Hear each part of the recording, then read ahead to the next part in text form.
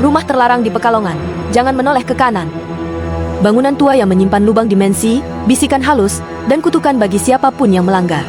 Di tengah kota batik yang indah dan ramai. Tepatnya di sudut jalan tua yang menghubungkan Pekalongan Lama dan kawasan pelabuhan. Berdiri sebuah rumah besar berpagar besi hitam. Warga menyebutnya dengan berbagai nama.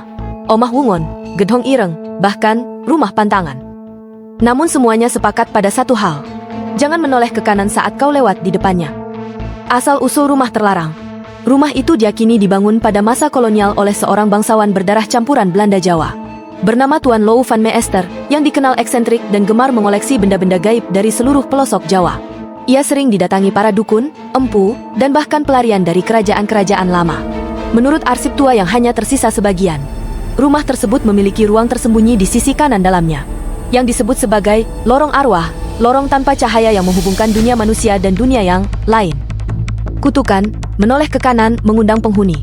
Para tetua percaya, barang siapa menoleh ke kanan saat melewati gerbang rumah, akan melihat bayangan perempuan berbaju pengantin berdiri diam di jendela tingkat 2. Jika kau melihatnya dan memalingkan muka terlambat, bayangan itu akan muncul dalam mimpimu selama 7 malam berturut-turut.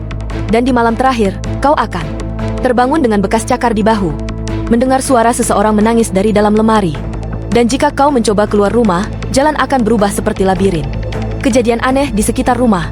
Beberapa tukang ojek online yang pernah mengantar pesanan ke area dekat rumah melapor.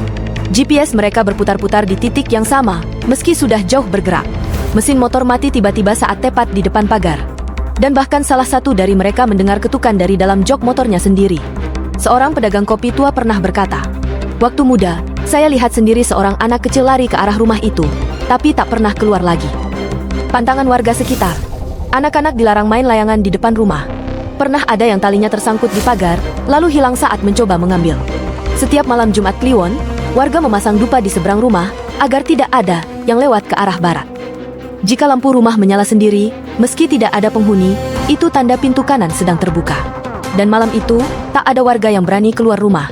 Ruang kanan, lorong yang tidak bisa diukur. Konon, ruangan di sisi kanan rumah lebih panjang dari luar bangunan aslinya. Beberapa peneliti supranatural pernah mencoba mengukur. Namun alat mereka selalu rusak atau hasil ukurannya berubah-ubah. Salah satu dari mereka berkata, "Ruang itu bukan milik dunia ini.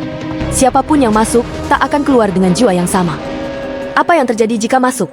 Orang yang melanggar larangan dan masuk lewat pintu kanan dikabarkan akan merasa waktu berjalan lambat, mendengar suara seseorang memanggil namanya dari arah cermin.